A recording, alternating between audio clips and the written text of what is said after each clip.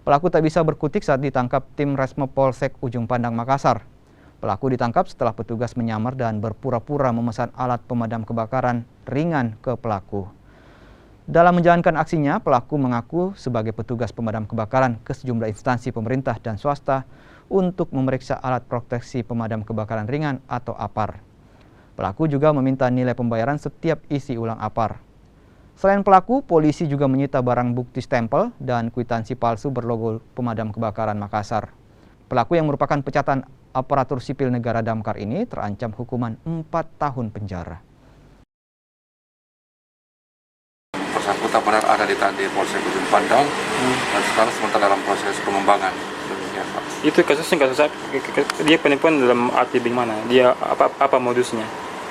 Oleh itu dia mengaku sebagai karyawan Damkar, padahal dia sudah bukan karyawan Damkar.